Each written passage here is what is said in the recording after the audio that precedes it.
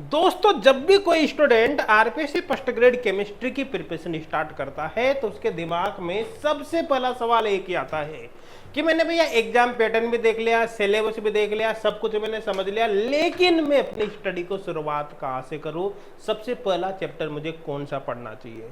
दोस्तों इस चीज का बहुत ही ज्यादा इंपैक्ट पड़ता है आपके सिलेक्शन पे कि आपको शुरुआत कहाँ से करनी चाहिए। अगर आपकी शुरुआत ही गलत हो गई तो ऐसे केस में आपके सिलेक्शन के चांस काफी कम हो जाएंगे। और लेकिन अगर आपकी शुरुआत काफी अच्छी है, आपको ये पता चल जाए कि यार सबसे पहले मुझे ये करना चाहिए, इसके बाद ये करना चाहिए, फिर ये करना चाहिए, तो फिर आपके सिलेक्शन के चांस क्या होते हैं, सबसे ज्यादा बढ़ जाते हैं, है ना। तो सबसे पहले आपको कौन सा चैप्टर पढ़ना चाहिए। देखो इस क्वेश्चन का जो आंसर है ना, अलग अलग स्टूडेंट के लिए अलग अलग हो सकता है। तो मैं बेसिक्स आपको यहाँ पर बताऊंगा, एक तरीका आपको बताऊंगा, आप अपने अकॉर्डिंग ताकि डिसाइड कर सके।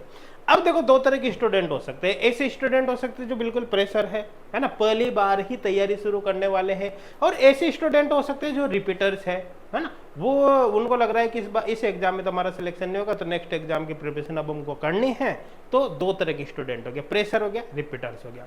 एक और सिनेरियो अपन यहाँ पर ले सकते हैं, ऐसे स्टूडेंट हो सकते हैं जिनके बेसिक कॉन्सेप्ट ठीक ठाक है, उनके बेसिक्स अच्छे हैं, है ना, और उनको डायरेक्ट ही हाई लेवल के अगर कॉन्सेप्ट भी दे दिए जाए तो इजीली समझ लेंगे। और ऐसे स्टूडेंट हो सकते हैं जिनके बेसिक्स काफी वीक है, जिनको बहुत कुछ नहीं आता, केमिस्ट्री थोड़ी बहुत आती है, ज्यादा कुछ उनको पता नहीं है। तो अलग अलग स्टूडेंट के लिए कुल मिलाकर इस क्वेश्चन का आंसर अलग अलग होगा। तो चलो अब यहाँ पर अपन सिनेरियो को समझने की कोशिश करते हैं। आप सबसे पहले देखना, अपने आप को जज करना कि आप अभी कहाँ पर हो। देखो मान लिया जाए कि आप प्रेशर हो या रिपीटर्स हो, जो भी हो, लेकिन आपके बेसिक्स का भी वीक है, आपने पहले पढ़ाई भी करी तो इतनी खास आपकी तैयारी नहीं हुई, आपके ज़्यादा कुछ समझ में नहीं आता, कुल मिलाकर आप एक लो रेंज या मैं कह दूँ एक मॉडरेट स्टूडेंट है, ना बहुत ज़्यादा आपको आता है ना बहुत कम आता है, ठीक ठाक, है ना। तो ऐसे केस में आप देखो शुरुआत तो कहीं से भी करो, चाहे ऑर्गेनिक पहले पढ़ो, इनऑर्गेनिक पढ़ो, फिजिकल पढ़ो, इससे कोई खास फर्क नहीं पड़ने वाला। लेकिन जब भी आप शुरू करो हमेशा आपको सबसे पहले बेसिक चैप्टर स्टार्ट करना है। अगर आपके बेसिक कॉन्सेप्ट वीक है तो आपको ये भी नहीं देखना कि किस चैप्टर का वेटेज ज़्यादा है किसका कम है, चाहे किसी भी चैप्टर का वेटेज ज़्यादा हो किसी का भी कम हो, आपको सबसे पहला काम क्या करना है, आपको बेसिक पढ़ना है। अब बेसिक का मतलब क्या है भैया, जैसे समझो आपने मान लो चूज किया कि मैं फिजिकल केमिस्ट्री सबसे पहले पढ़ूंगा, तो फिजिकल में आपको सबसे पहले जनरल फिजिकल केमिस्ट्री पढ़नी।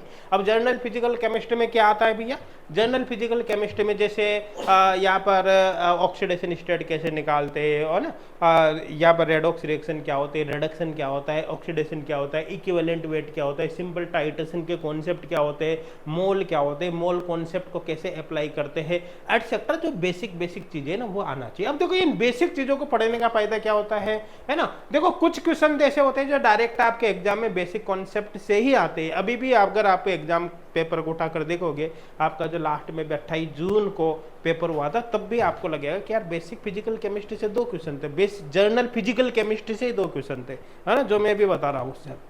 तो बेसिक से क्वेश्चन में आते हैं। दूसरा क्या होता है कि बेसिक को पढ़ने के बाद बाकी केमिस्ट्री पढ़ना आसान हो जाती है। अगर ये बेसिक कॉन्सेप्ट आपने पढ़ लिया तो फिर चाहे आप केमिकल काइनेटिक्स पढ़ लो, चाहे इलेक्ट्रोकेमिस्ट्री पढ़ लो, या फिर आप इनऑर्गेनिक पढ़ लो या ऑर्गेनिक पढ़ लो, हर चीज में इसका फायदा आपको मिलता है जर्नल फिजिकल केमिस्ट्री का। तो बेसिक वीक है तो आपको ये पढ़ना है। किसी को लग रहा है थोड़ा बहुत बेसिक आता है तब भी आपको यही पढ़ना है। जब आपको लगे ना कि ये चीजें तो मेरी बहुत सॉलिड है, स्ट्रॉन्ग है, तो आपको बेसिक को इग्नोर करके दूसरे चैप्टर पे आप जा सकते हैं, दूसरे पे कॉन्सेप्ट जा सकते हैं, अपन बात करेंगे उसकी। आई थिंक क्लियर हो गया है ना। सबसे पहले आपको बेसिक पढ़ना है। फिजिकल स्टार्ट करते हो तो सबसे पहले जर्नल फिजिकल पढ़ो, बाद में दूसरा चैप्टर। दूसरा कौन सा पढ़ना है भी बात करेंगे। ऑर्गेनिक से स्टार्ट करते हो तो सबसे पहले जर्नल ऑर्गेनिक केमिस्ट्री पढ़ो, बाकी चैप्टर बाद में। और अगर इनऑर्गेनिक से स्टार्ट करते हो तो सबसे पहले आप केमिकल बॉन्डिंग एंड जीआईओसी पढ़ो, जर्नल इनऑर्गेनिक केमिस्ट्री, उसके बाद पीरियोडिक टेबल, बाकी चैप्टर बाद में आपको पढ़ने हैं। आई थिंक क्लियर हो गया होगा ना। आप चाहे किसी भी लेवल के स्टूडेंट हो। अब अगर आपको लग रहा है बेसिक आपने पढ़ लिया, ठीक है, हाँ, तो बेसिक पढ़ने के बाद आगे आपको क्या करना है उस चीज का भी एक बात ध्यान रखना। देखो बेसिक पढ़ने के बाद अब आपको फोकस करना है हाई वेटेज टॉपिक पर। हाई वेटेज टॉपिक मतलब जिस चैप्टर से सबसे ज्यादा क्वेश्चंस आते हैं, है ना। जैसे समझने की कोशिश करना, जैसे अपन स्पेक्ट्रोस्कोपी की बात करते हैं, मैं हमेशा इस एग्जांपल को लेता हूँ, कंपेयर करना आसान हो जाता है। स्पेक्ट्रोस्कोपी की बात करते हैं तो यूवी विजिबल, आईआर, एनएमआर आपके आरपीसी फर्स्ट ग्रेड के सिलेबस में है। 3 चैप्टर से 2 से 3 क्वेश्चन आते हैं। 3 चैप्टर पढ़े और किस क्वेश्चन कितने आए भाई? 2 से 3 क्वेश्चन आए, ठीक है। और उसके बाद नेक्स्ट बात आपको क्या ध्यान रखनी कि जैसे अपन ने मानना कोई एटॉमिक स्ट्रक्चर मान लिया या फिर थर्मोडायनेमिक्स मान लिया। थर्मोडायनेमिक्स में एक चैप्टर है जिससे आपके 13-14 क्वेश्चन आते हैं, है ना। तो 13-14 क्वेश्चन और कहां पर 3 क्वेश्चन, 3 चैप्टर से 2 से 3 क्वेश्चन, एक चैप्टर से 13-14 क्वेश्चन। इसका मतलब हाई वेटेज टॉपिक को आपको फर्स्ट प्रायोरिटी देनी है। तो बेसिक तो पहले पढ़ना है, क्वेश्चन कम आए ज्यादा है, क्योंकि बेसिक नहीं पढ़ा तो बाकी केमिस्ट्री आपकी खराब हो जाएगी। अगर बेसिक बहुत स्ट्रॉन्ग है तो डायरेक्ट हाई वेटेज चैप्टर पर आप आ सकते हो। तो कुल मिलाकर क्या होगा, हाई वेटेज चैप्टर अगर आप पढ़ते हो, हाँ, तो उससे आपको काफी बेनिफिट होगा। उस पर आपको हमेशा ज्यादा ध्यान देना है। हर चैप्टर को बराबर फोकस आपको बिल्कुल भी नहीं करना, है ना। तो कुल मिलाकर जाहिर सी बात है, जैसे आपने फिजिकल केमिस्ट्री की बात करो, जर्नल फिजिकल केमिस्ट्री पढ़े ली, तो उसके बाद डायरेक्ट हाई वेटेज टॉपिक पर आप प्रायोरिटी दे सकते हो। सबसे पहले थर्मोडायनेमिक्स पढ़ सकते हो, केमिकल काइनेटिक्स भी पढ़ सकते हो, एटॉमिक वगैरह भी पढ़ सकते हो, जिनका वेटेज काफी हाई है, उन पर सबसे ज्यादा आपको फोकस यहाँ पर करना है। क्लियर है, समझ में आ गया यहाँ तक? कोई डाउट मेरे हिसाब से यहाँ पर अब आपके नहीं होगा। अब एक विशेष बात का आपको ध्यान यहाँ पर ये रखना है कि जब भी किसी चैप्टर को पढ़ो भाई, आप ये देखो कि आपका जब सिलेबस देखोगे ना आप आरपीसी फर्स्ट ग्रेड का, तो वहां पर 3 लेवल दिए हुए है ना। आपके सिलेबस में सीनियर सेकेंडरी लेवल भी दिया हुआ है, ग्रेजुएशन लेवल भी दिया हुआ है, पोस्ट ग्रेजुएशन लेवल भी आपको दिया हुआ है। तो देखो ध्यान देना, समझने की कोशिश करना। एक तरीका तो ये हो सकता है कि सिलेबस का आपने जो 11th-12th स्टैंडर्ड है वो पहले कवर कर लिया, उसके बाद फिर बीएससी स्टैंडर्ड कवर कर लिया, उसके बाद फिर पीजी स्टैंडर्ड कवर कर लिया। मतलब पहले सारे चैप्टर आपने 11th-12th की बुक्स वगैरह से पढ़े, फिर है ना जो चैप्टर आपके ग्रेजुएशन में वो आपने ग्रेजुएशन की बुक से पढ़े, फिर जो चैप्टर पीजी में आपने पीजी की बुक से पढ़े। ऐसे केस में क्या होगा, आपकी प्रिपरेशन उतनी सॉलिड नहीं रहेगी, आपके सिलेक्शन के चांस कम हो जाएंगे। आपको करना क्या है कि जो भी चैप्टर आप शुरू करोगे 1 शॉट के अंदर कंप्लीट करना है। 1 शॉट का मतलब मैं ये नहीं कह रहा कि पढ़ने सुबह बैठे और शाम तक आपने खत्म कर दिया। 1 शॉट का मतलब है कि आपको रेगुलर एक चैप्टर जब तक खत्म नहीं हो जाए तब तक दूसरा चैप्टर स्टार्ट नहीं करना है। जैसे भी समझो कि थर्मोडायनेमिक्स आपके 11th-12th स्टैंडर्ड पे भी है, आपके बीएससी स्टैंडर्ड पे भी है और आपके पीजी स्टैंडर्ड भी है। तीनों लेवल पर आपको थर्मोडायनेमिक्स सिलेबस में दे रखी है। तो आपको ऐसे नहीं करना कि पहले पीजी की अपन 11th-12th की थर्मो पढ़ूंगा उसकी बुक से, या फिर ग्रेजुएशन की पढ़ूंगा फिर पीजी की, नहीं। आपको डायरेक्ट ही सबसे पहले उसके प्रीवियस ईयर क्वेश्चन देख दाख के सीधा आपको थर्मोडायनेमिक्स स्टार्ट करने हैं और बिल्कुल बेसिक से स्टार्ट करते हुए हाई लेवल पर आपको जाना है। मतलब एक ही बार में कंप्लीट हो जानी चाहिए। क्लियर समझ में आ गया ना। अब जैसे ये समझ लो, अगर जैसे मान लो आप एच गोल्ड क्लासेज की स्टूडेंट है तो आपको कुछ सोचने की जरूरत है ही नहीं। आपने कोर्स से जैसे थर्मोडायनेमिक्स स्टार्ट करी तो जाहिर सी बात है उसमें 11th-12th से उठाकर सीधा पीजी तक कंप्लीट करवा रखा है पूरा चैप्टर, है ना। अब आपके सिलेबस का सिंगल पॉइंट भी इसमें नहीं छोड़ रखा, तो आपको अलग से कहीं से भी पढ़ने की जरूरत नहीं, कोई सी बुक्स वगैरह से पढ़ने की जरूरत नहीं।